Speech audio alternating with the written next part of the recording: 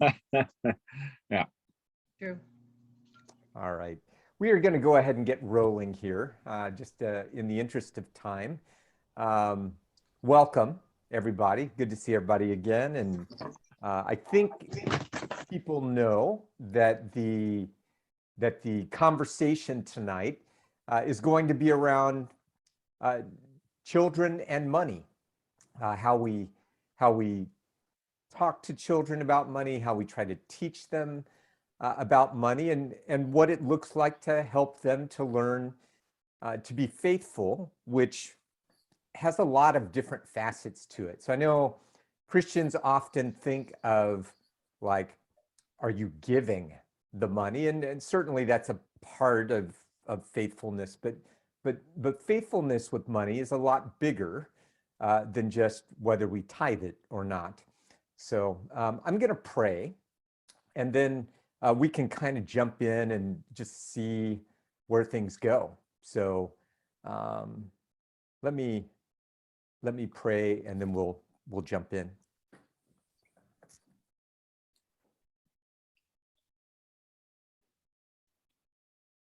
Father, we thank you that you love every parent here, and you love the children that you have entrusted to them. You desire for them to learn what it looks like to trust you, and to see you come through for them. And so we pray that in this evening and in all of our evenings when we gather together, that you would help us to sharpen one another, to help each other to be faithful to you and faithful with our children in learning what it means to love and walk with you. So, Lord God, we draw near to you tonight and pray that you would unearth the things that are the most important.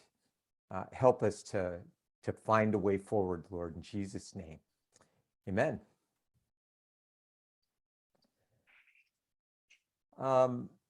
There are many ways that we could kind of get into this conversation, but I wonder if one helpful way to do it wouldn't be to start with what kinds of questions people have about either about talking with your kids about money or teaching them about money, or just about money itself. Yeah, you may have questions before you teach them anything, questions for yourself. And so we could get the questions. I'd love to hear some of what you've done with your children or what you're thinking of. And then from there, we can kind of branch out into all kinds of things. But I'm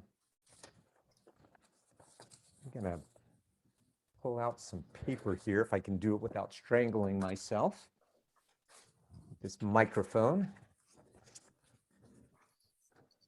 What questions do you have about money, if any? I mean, you don't have to make up anything. So if you feel like, no, I feel pretty solid about money, then lay your hands on us that we might receive this gift also. David Loti, or whoever's at the Loti house. Yes, thank you. It's Benny and I here. We are not quite in camera mode this evening, but we are engaged. So I am wondering about different thoughts and approaches to allowance. Okay. What are you guys doing right now? We are doing nothing. Okay. Very good. I have some thoughts on that, only because I have been pondering this question myself too. And I did end up, like, before the holidays, I had picked up this book last summer or a while ago at Barnabas. And I've found it quite interesting. I haven't finished the whole thing, but it's written by this, I think he's based in Vancouver, and he's a financial planner, and Paul Lermite, I don't know. Huh. And he does talk about allowance, but like age appropriate amounts. So I started with my son Josiah, who's 6.5. So basically half of his age, like so $3. And technically it should be like every week, but because of our biweekly parenting schedule, I'm sort of doing it every 2 weeks. But so it's a little bit slower to accumulate. But yeah, it's kind of the way to, I mean, based on your child and how whether or not you feel that they're ready for it, in terms of kind of laying out, there's like a sample contract of like our allowance. Wow. Yeah.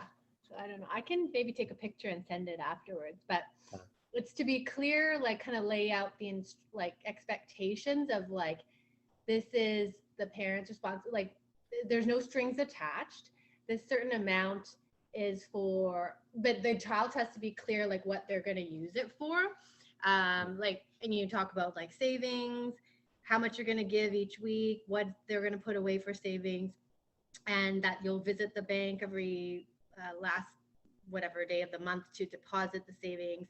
And then Wow. they also have to specify what's the minimum amount that they would save before taking it out, and what would it be used for. Like, so just getting them to think about what the purpose of the goal for saving and would be for. And but just, it's kind of an interesting like experiment in a way to like let them make some choices about what's important to them and like working towards a goal. And so yeah, he talks about more having an allowance. And then what I've been doing recently is just like, if there's chores around the house and Josiah wants to earn extra money, then he could like help, and I would give him an extra dollar or something. And but anyway, I just started this like 2 weeks ago, so can't really say what the results are at this time. But Josiah seems like he's quite into it. Like he gets it, and he is motivated to kind of like yeah, like I think it's like empowering him to kind of make some decisions and stuff. And I think he enjoys that and is ready for that. Whereas my younger son, who's 4.5, I don't think he's that interested yet. So, but yeah, so I just started it. So maybe I can report back another day, like a couple months down the road, to see how it is. But Thanks, Sarah. Let's go ahead before we jump in with responses. Let's just try to get all the questions out, or at least a round of questions out, and just see where we're like, what kinds of things we're wondering about, and we can go from there. Got one. We do the 4-envelope method, and what a presenting issue for me is a number of my kids in the envelope that's like their slush fund, they can spend it on whatever, which we call fun funds. They kind of have this like urge to spend it on the most, I think, useless stuff, generally like candy or like extra experience points in an online game or something. Sure. Almost as if it's like important that they use it up. Like there's the kind of no interest in saving it even for a short time to wait for something that could be more valuable. So right. It's partly like I'm comparing, like I was raised on a farm, like there was nothing to buy anywhere walkable. Here I am raising my kids in the city in a media saturated culture with infinite spending opportunities everywhere. So it's partly that, maybe entirely that, but I'd like to be seeing them growing in some different inclinations and virtues than what I'm seeing, because like it seems like we have to provide all of the discipline by force right now. So anyway, that's an area where I'd love to make some progress.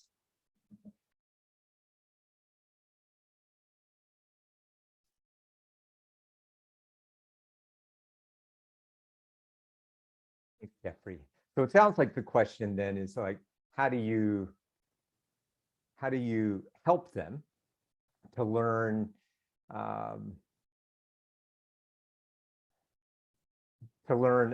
some of the values surrounding how we handle money, not just, okay, this is the part I get to spend. Yeah, there's something about developing a love of something other than just spending it because they can.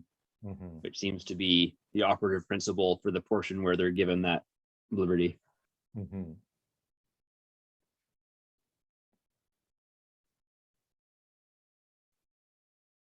Others?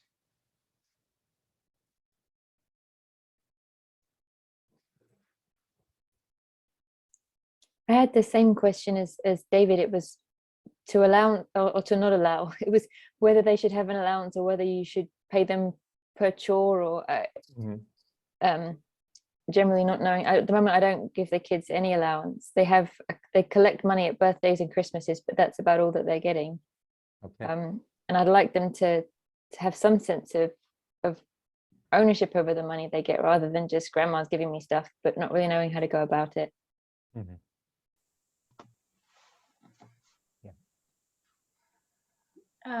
And this is Benny. I had a question about like the age appropriateness, like at what age it's appropriate. Like, I guess I have two questions. One is appropriate. At what age it's appropriate to start kind of entrusting that kind of stuff to a child, and can using allowance and stuff like that create a sense in a child that they're not part of a family? Like if it's brought on too early, I don't know, just like allowance and chores and getting paid for chores, like, yeah. Anyway, sorry, it's kind of confusing. I guess generally just at what age is kind of a good idea to bring that. Yep. Well, I think both your questions are good, Benny.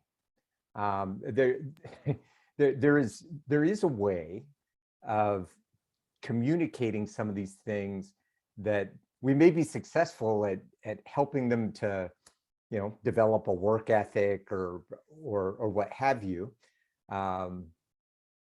while undermining the idea of, hey, we're all part of a family. We pitch in because it's our responsibility, and we love each other and want to help each other. So how do we avoid that while still helping our kids to learn the things that they need to learn?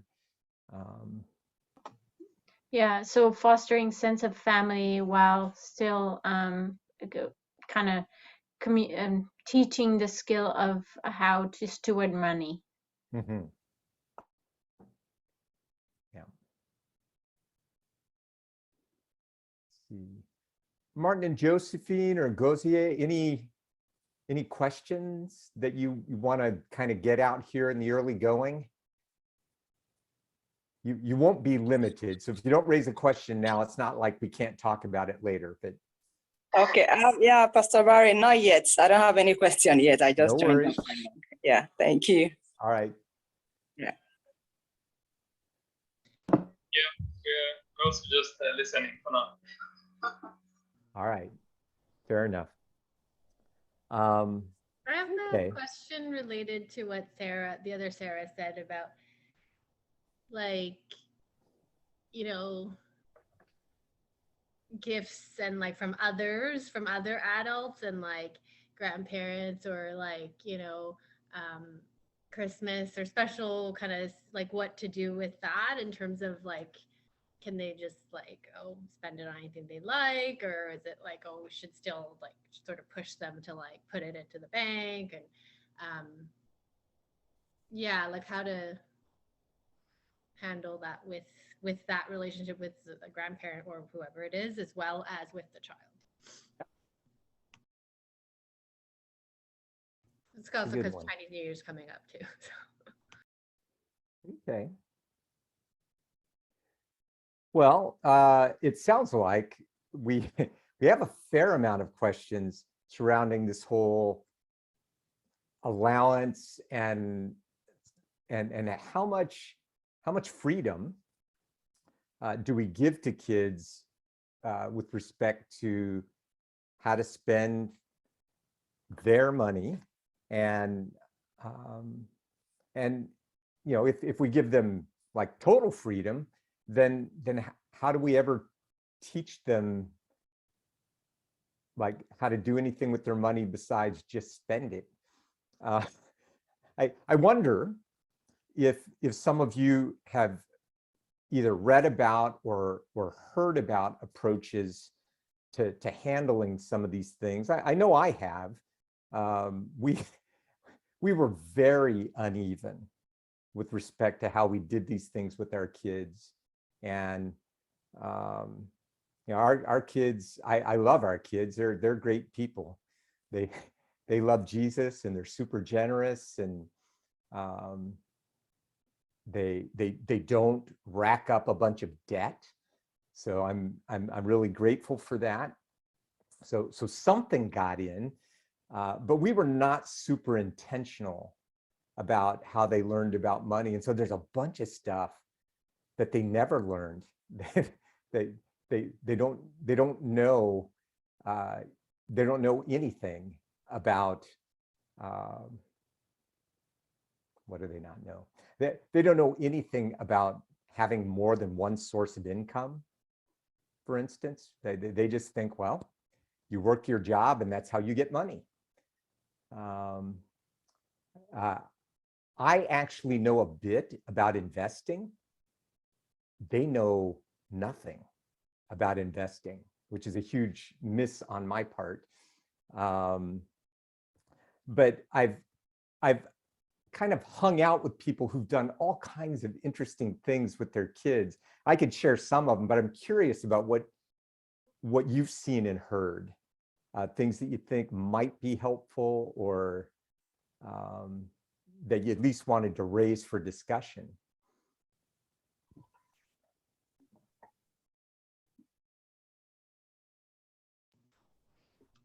I think just an acknowledgement that kind of how our families of origin, like our parents, handled money has a big impact on how we view that and see that. Yep. Like, for example, like what Jeffrey said about kind of his growing up years and sort of that, how that influences kind of his take on things.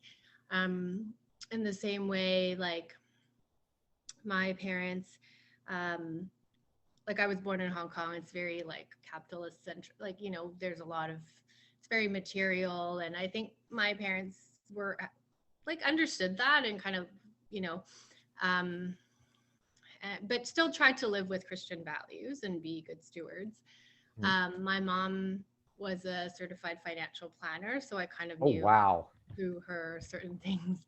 Yeah, she was very strong on investing. Like I knew when I was like in high school, kind of like they put like money or kind of like helped us. I don't even like, I just remember like, yeah, I knew that, if you put a certain amount, then it grows over time. And then, I could use that for education or whatnot. And so, yeah, I think that I had good knowledge of it, but still it's like trying to marry that with my Christian values as well, of like planning ahead. I'm good at that. But then also sometimes you kind of like live in this state where you don't really know how to enjoy life, like, because you're always like thinking ahead, or like, and I've found that I can be very stingy, like with myself, or like, because I'm like, oh, well, we need, like, so I don't know. It's just kind of like just examining the root of those beliefs and sort of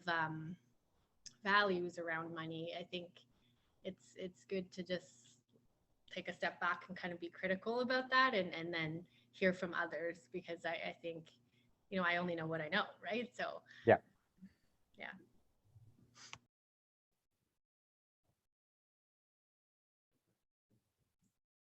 In our family, I bought this book called Chorganizer. So it's mainly based on chores and where you would kind of have different responsibilities. So kind of it's about the same time we start talking about money. But so that's kind of one conversation about they can earn mom monies or dad dollars based on completing their chores, and then trade it in for traded for money, but the rate's not very good. So we try to purchase experiences, like playing a game with a parent that they get to choose and so on. But we also, the approach to money is, Jeffrey mentioned the 4 envelopes. So kind of the teaching that money is not just for spending, like it's like 10% tithe, because we felt like if you kind of consider it not all your money to spend from the beginning, you know that the first fruits immediately goes to tithe, then you live off the rest of it. But then there's the mandatory, like 30% goes to saving, 30% to giving. So some of our kids really enjoy when there's an opportunity to give, and oh, I have money to give because I have this like set aside. And then at the end of the year, usually kind of around December, before the December 31st tax deadlines, we sit down, because we've been getting lots of mail about giving this and giving that, and then we kind of talk about the different charities, both locally and globally.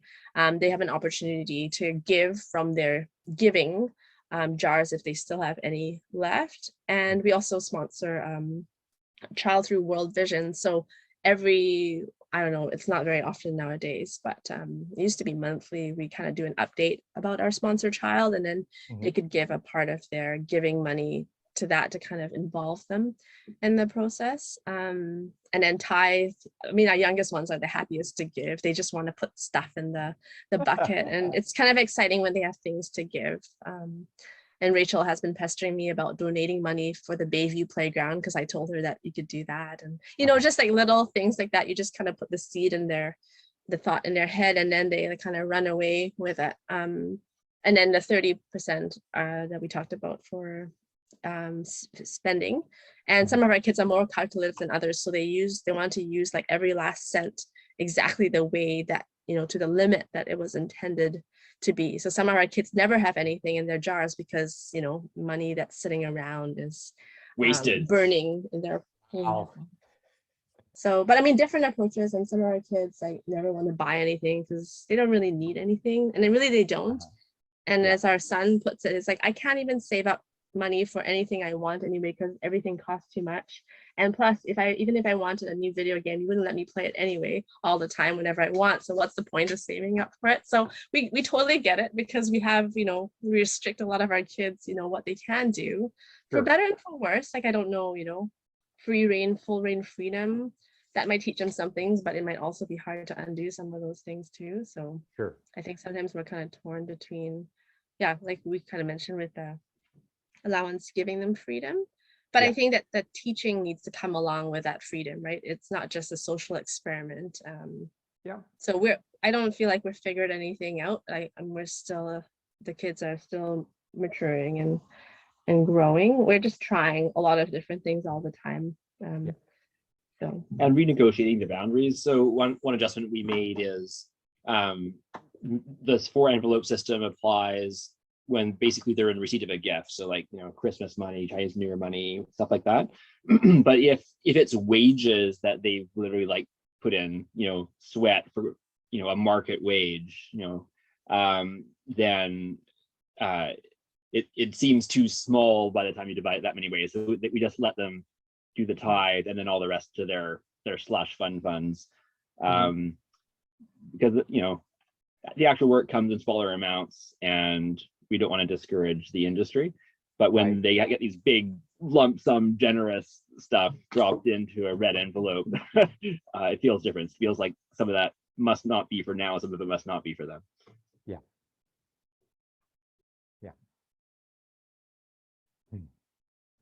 So I'm going to share not so much on what we did, because like I said, that was kind of uneven. I'll share some of what I've heard that I think is kind of helpful, and it does address some of the questions that have come up here. You can kind of weigh it and see what you think works and what you think doesn't work. So kind of going to both Benny's question and Jeffrey's questions, I've heard people that are good with money kind of make a distinction in terms of allowance and sort of household chores. they actually separate those things, and they say that, you know, cleaning your room and vacuuming the living room or washing dishes or what have you, you're not getting paid for that. That is what you do because you're a member of this family. And we all, you know, we all take a turn, we all contribute to the family. What they do for allowance is they give their kids, and you have to adjust this by age, but they give their kids money to buy things that the kids both need and want, which gives them agency over, you know, over part of their clothing budget, for instance. So usually ends up being a considerable, I mean, again, has to be the right age kid, but it gives them agency over a considerable amount of money for a person that age, and they have to figure out how to apportion it so that they get enough pants and shirts and socks and things like that. I think they often, oops, I'm hearing an alarm, and I think they often, you know, enforce a certain amount of discipline in this area. You know, here's X amount of money that you have to spend, and you have to come back with this many pairs of pants, this many shirts, etc.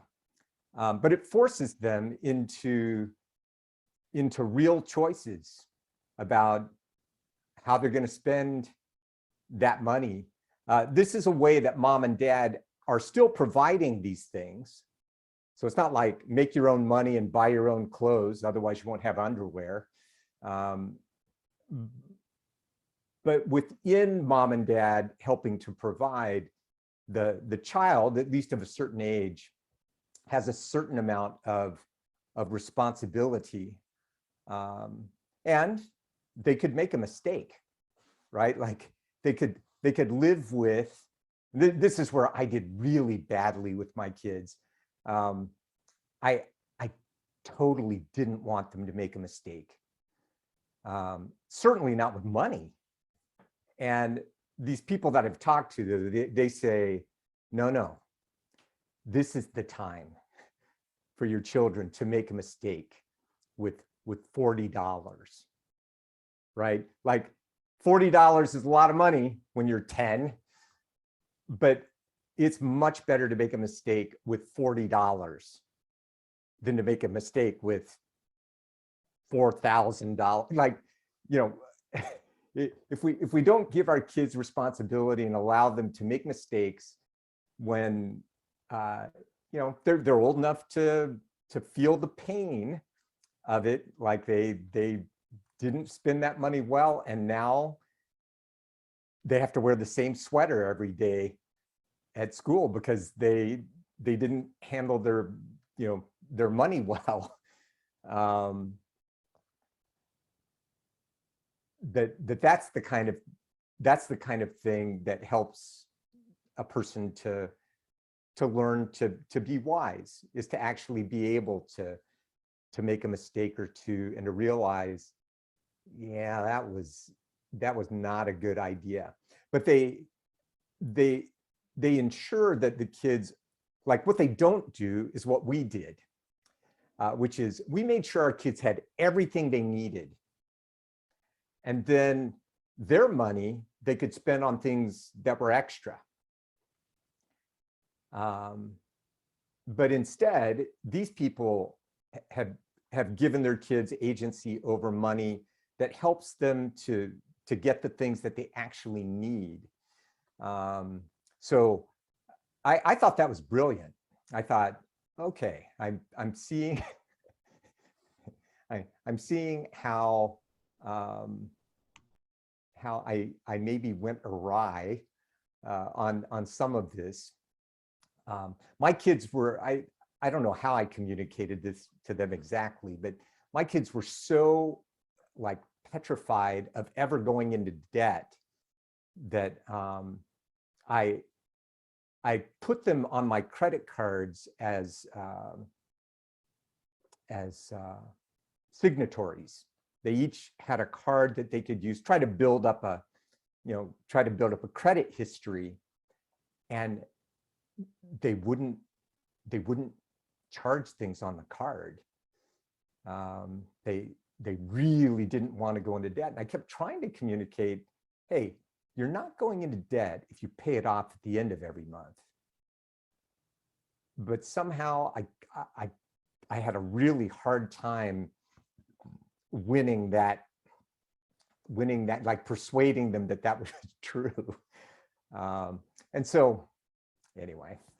I have a question. So were you saying, just to clarify, that Yes. that couple that you talked to, Yes. so they gave their child a budget to go buy clothes with? So like something that they needed, like the child needed, and it was like, oh, here's $100 and you need these amounts of shoes, and then just let them make those choices. So it wasn't like Something like that. Karen just bought all their clothes for them, kind of. Okay. Interesting. Right. And you know, it's not like they gave the kid $300 and sent him to the mall. I think what was going on was they're in the store with them and they're allowing them to pick out things. And they're probably along the way helping them to understand, okay, you have picked a $60 sweatshirt. Your whole budget is this amount, and you still need to have this many things in the cart. Right. So if you can manage that, then you can keep the sweatshirt, but otherwise you're going to have to figure out another plan here. And so they're there trying to figure out, and again, this is not going to work with somebody who's, 4. Yeah, but that's they would have to be a bit older. like a teenager, yeah. I think that's interesting because like you said, different kids are different. Like I can imagine Micah not caring at all about what he wants to wear at all, much to our chagrin. Yeah. And, maybe not having the right clothes. And he's like, I don't care. I can just wear, whatever I want to church, or otherwise no need to dress up. But I mean, like Chloe has learned, and because we've very strongly been horrified about she likes to buy things. So, emphasizing like different places. You don't always have to buy new. You can go to thrift stores, and she likes browsing at them because your money goes so much farther if it's something that, not buying new is already a huge thing, or secondhand, or Craigslist, or somehow. Yeah. Especially with clothes and stuff like that. Yeah, I think sometimes modeling that with our kids, even just buying games, like board games, compared to online versus on Craigslist, sorry, like buying new on Craigslist, like just rejoicing about the deal that we get from, purchasing secondhand. I don't know. And I think that when your kids start speaking baby steps in the direction you're hoping for, you can give them affirmation that kind of multiplies their desire to repeat it. So, and we only kind of need to see them kind of walk part way towards where we're hoping they're going to get to give them quite a good payoff. So Chloe was buying some clothes online with Karen a couple of nights ago, and the heart posture was not kind of the most expensive and as much as possible. There was a sense of partnership in it. And so, I was saying to Karen, well, let's be super affirming of that, because when you see it, you want to encourage it. Amen.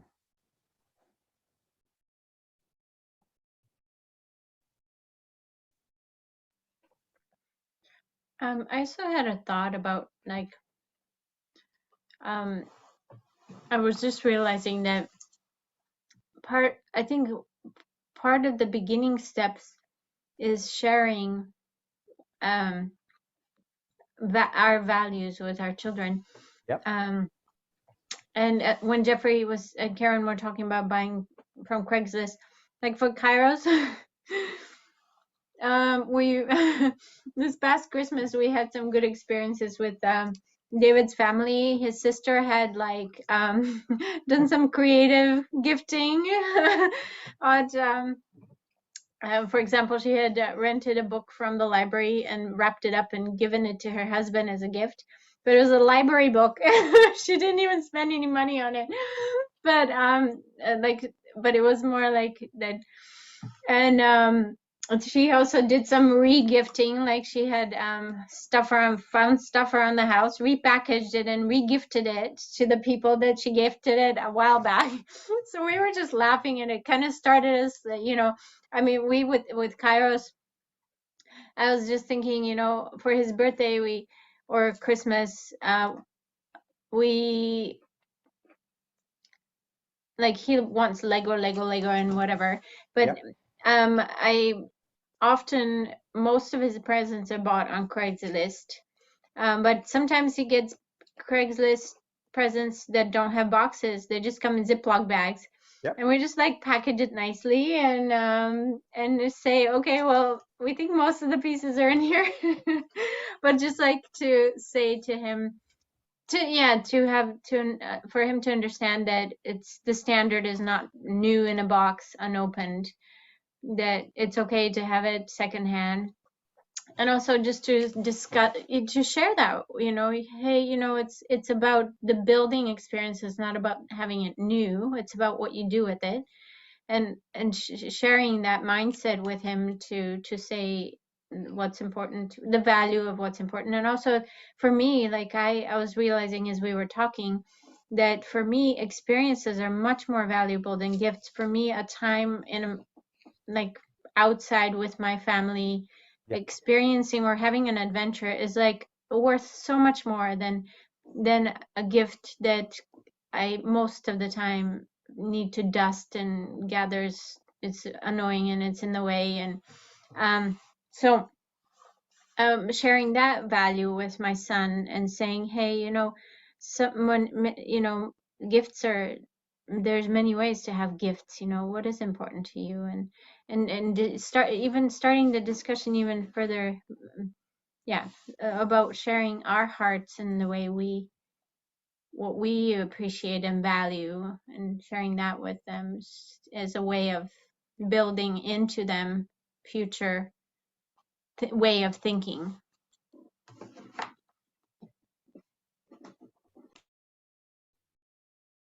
Benny sharing reminds me just of like the different love languages too. Like for some people whom gift is a priority, like it doesn't even have to be new, like just but something that you give someone can be such an expression of love. And for Benny, it sounds like experiences, like spending time with people, quality time, is more significant. So it's like you have to kind of know who you're relating to in order to kind of love them in a way that they understand the best. But we all need to deal with money in some way or another, and things and possessions. So like even just cultivating the heart attitude that what we have is, we can share with others. I love that. Yeah, that idea.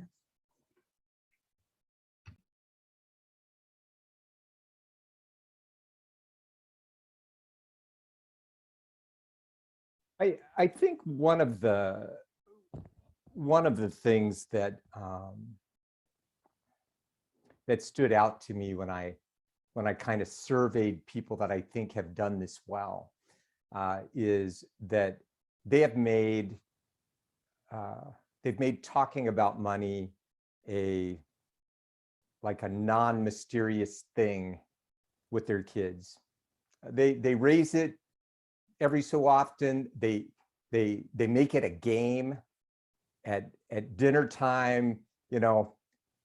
How much did this dinner cost? And everybody's trying to write down, figure out how much they think per person this meal was. And it's a fun game. It's the kind of thing that is also eye-opening. So they realize, okay, this is like my favorite meal. I love when we have this, and this costs like $3 a person. And and a Happy Meal at McDonald's costs way more than that. Like,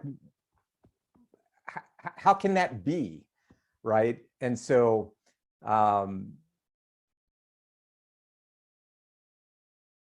think one of the things that they've done with their kids that I think is helpful is they've introduced them to the concept of investing early in some way. So the way that my parents did this with me was they bought a mutual fund, and it was going to be my college fund. And I don't think it was a very good mutual fund, frankly. But my dad, well, I was like 5 years old, and my dad showed me how to find the mutual fund listings in the business page of the newspaper.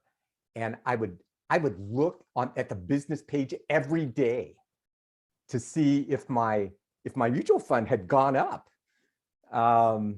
The more modern version of that is I just ran across some people who at Christmas time, they gave their kids shares of a dividend paying stock.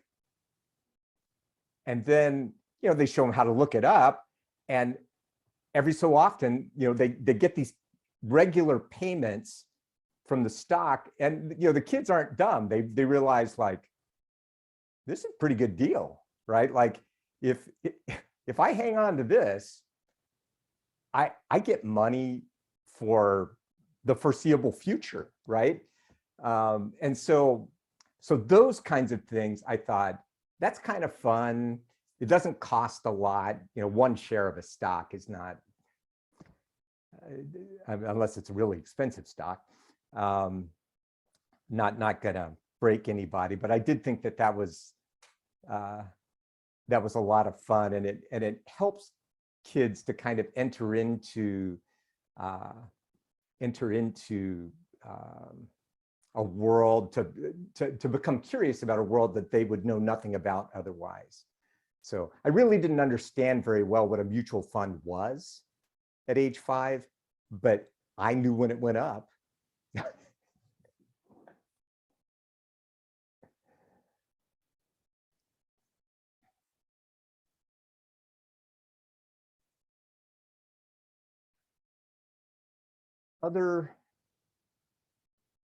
Other things that people wanted to raise. Are there things that that your friends or somebody else are doing that you think, oh, that's interesting? My sister, she mentioned that when their kids spend money, their kids are 9, 11, and 13, or almost 12 and 14, and she makes them keep track of what they spend their money on so that they can look back in months or a year from now and see what because otherwise your money just disappears, and especially if it's candy, you have nothing to show for it because it's in the garbage or inside. And so it helps, like, you can see the different categories in which you spend money on. We used to do this early on in our marriage until it got too time consuming, and then we just ballparked it. But it was really helpful, especially as newlyweds, so that we were knowing where our money goes, so we could have the facts instead of just arguing if you spent too much on dessert or other times. That never happened.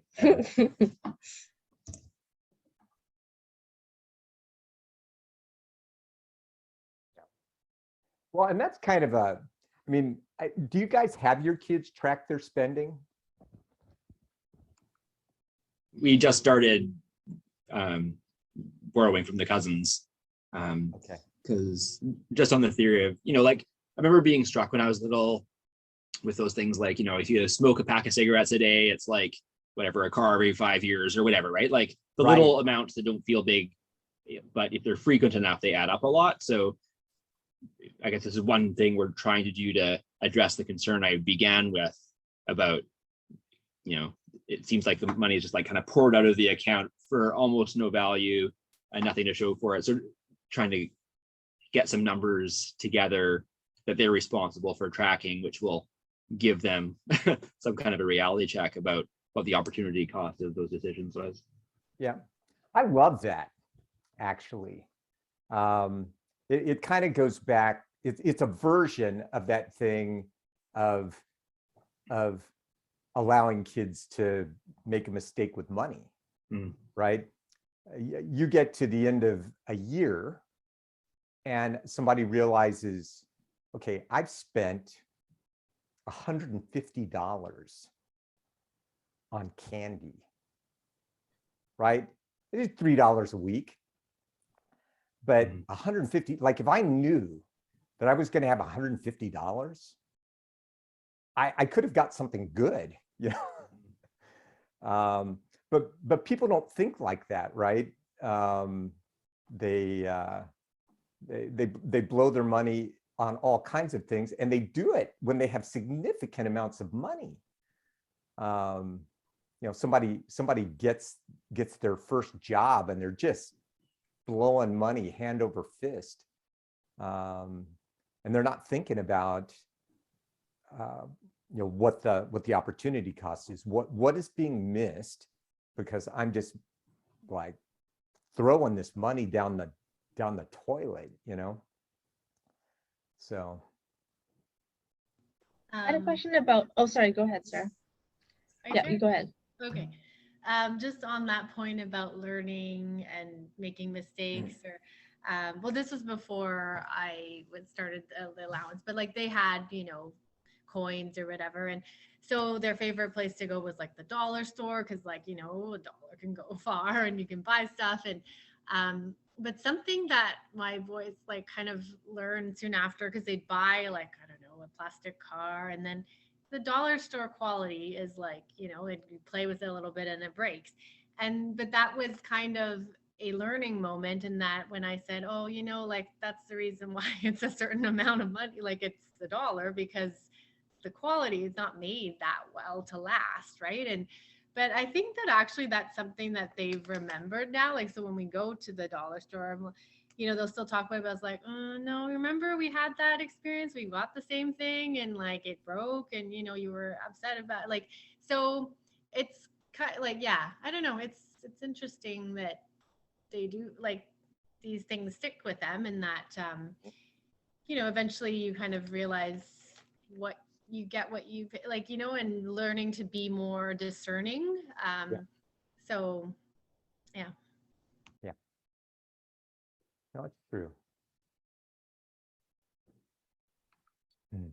My question from earlier was just along the idea of like when you give your kids jurisdiction over money, so not just their wants, but their needs. And we gave the example of clothing as one of their needs. And I was kind of curious, what other needs do our kids have that they could actually have autonomy over? And I was just curious to hear what other people's thoughts were on that.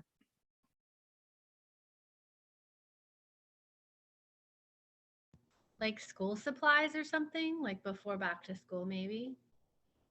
Like you have this amount and here's what you need, and you can pick, you know, Hello Kitty stuff, or you can pick like, I don't know.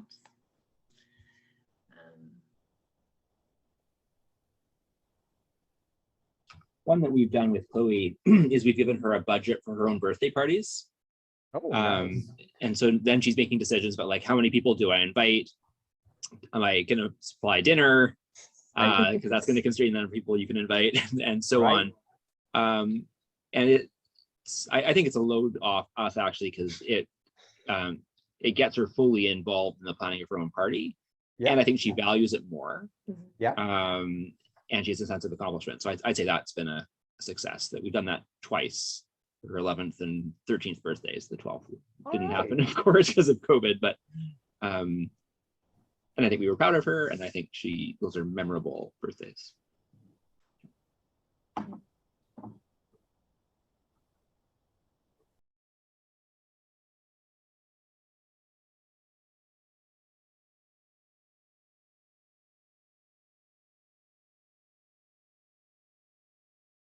Uh-oh. Um, Okay, now you're moving again.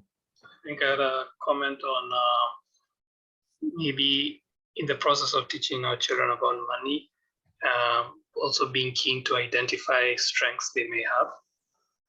Because you might find, for example, your child is not a spender, but he's a thrift saver. Yeah. I know, like, for example, like for myself, I would spend money, but also I would end up hiding money in my room. So those money, I would hide money and forget where I've hidden it.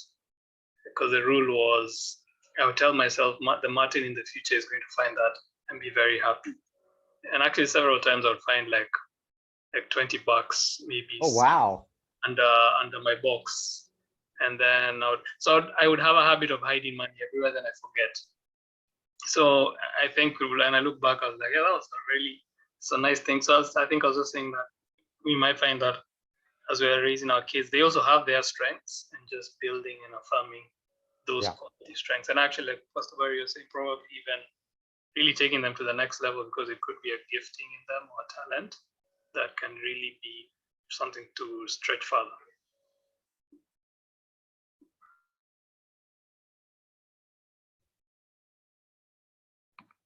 I was wondering how all the other families cultivate generosity, or like a kind of a spirit of other-centeredness in with regard to money and possessions.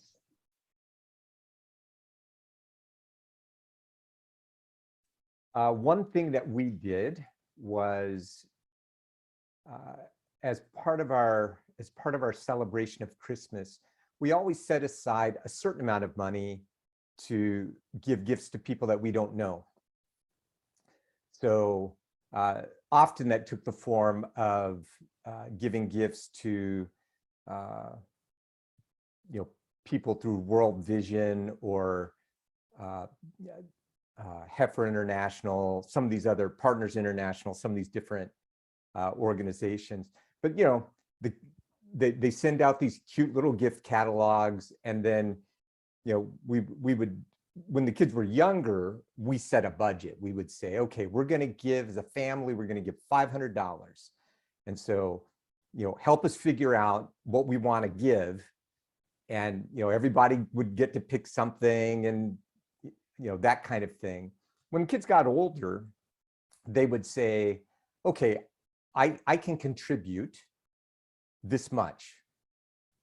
And so then we would say, okay, so now we have, X amount of money to give. And then we would try to go through the process together of choosing, goats and chicks to give to a family, or to provide education for a girl, or whatever. So those kinds of things. I mean, it's just a version of some of what you've already done with setting aside, having the kids set aside money for giving, or for tithing, or what have you. But it puts a spin on it, in allowing them to have more agency over what is the actual gift. I really value education. I want, my share of the money to go toward helping kids to go to school. That kind of.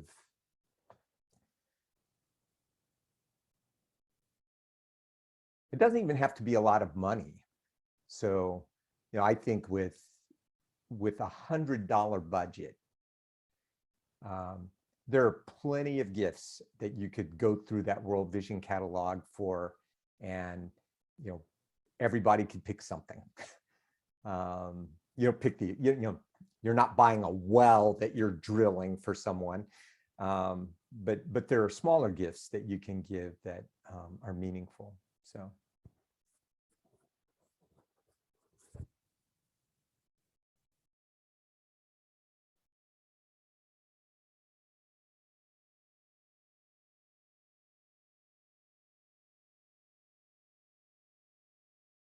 Others?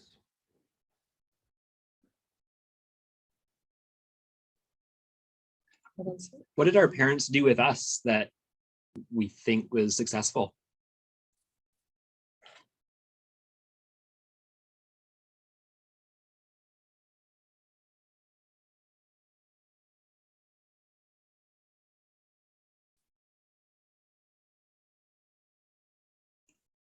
My dad definitely passed on stories of he emphasized in his mom a spirit of generosity. Like he always Mhm. talked about how his mom didn't have very much, but always gave what she could and what she was able to. And I see my dad always trying to do that to other people. And so I see my dad living out what he learned. And I don't think he trained me much in learning how to handle money. Like I went kind of from being in my father's house to marrying Jeffrey, and Jeffrey's really good at it. So I haven't, had, I guess, the need to strike it out on my own and be that way. But when Jeffrey makes the money and I decide how to give it away is kind of how we work it out. But Sure. I think trying to model that, and then my dad also trying to cultivate it in our kids, which is interesting to see your parents trying to pass on their values to your children That's as true. well. So at Christmas 2 or 3 years ago, on like Christmas Eve or something, your dad took all the grandkids to Superstore to buy a bunch of stuff for much of it with the food bank or something else, and then involvement in dropping it off at wherever the recipient was, or making hampers or something. I can't remember. Yeah, the he details. wanted them to have agency and kind of personally selecting things that they thought were interesting and then kind of giving that. It wasn't their money, but they kind of got to participate in that too. Yeah.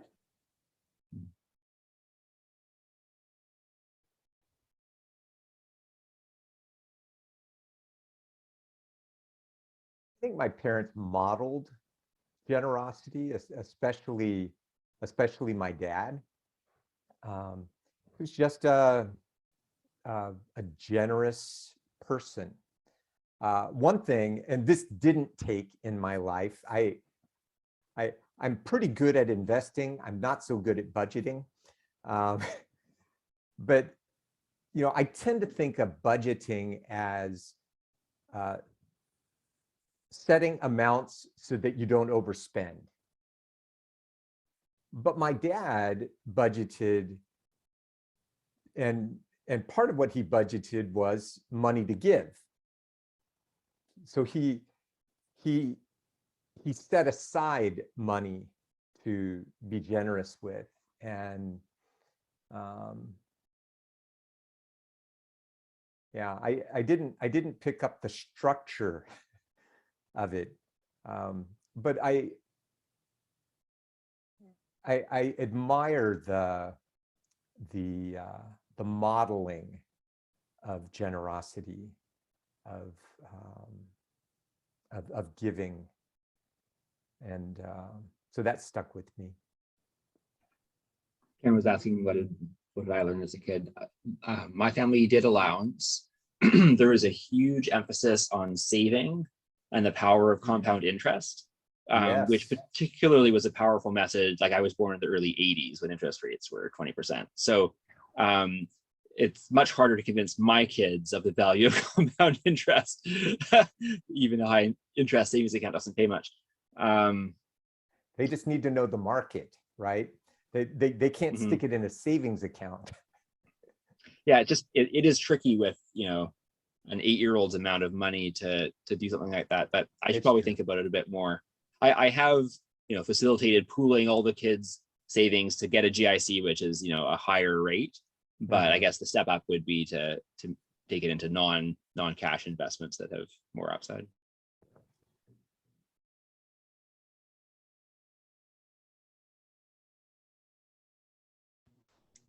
I think my parents taught me the importance of tithing, and kind of by sharing about their own personal experiences of how like the passage in Malachi, like my mom had a very personal experience with that, and kind of shared just as a way of encouraging us to kind of still keep that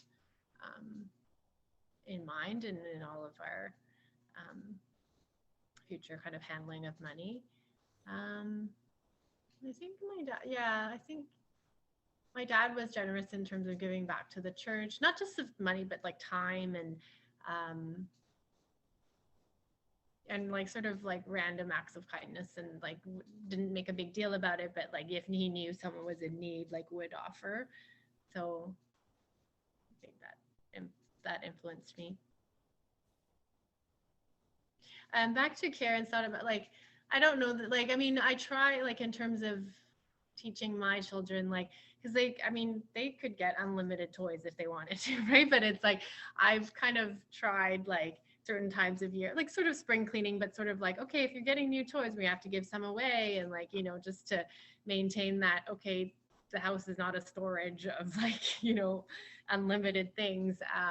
But I think not just like giving away, oh, toys we don't want, like, but just maybe being more intentional about it, being like, oh, who do we know that could use this? And like, I know if you, like other single mom families that like, oh, they have a boy child, like a son who's kind of similar age, then I could like keep together, like put together good quality, like hand-me-down clothes, but like just still pass it on and then meet with them at the same time to just maintain contact as well. So I don't know if that's something I'm trying to do.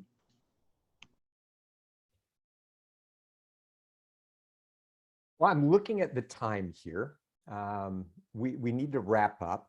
We're, as is often the case, if people want to stay around and talk, you're free to do that. But Jeffrey Trotter, could I ask you to pray to close us, and then those who need to go, God bless you and have a great evening. And if anybody wants to hang around, we can still chat.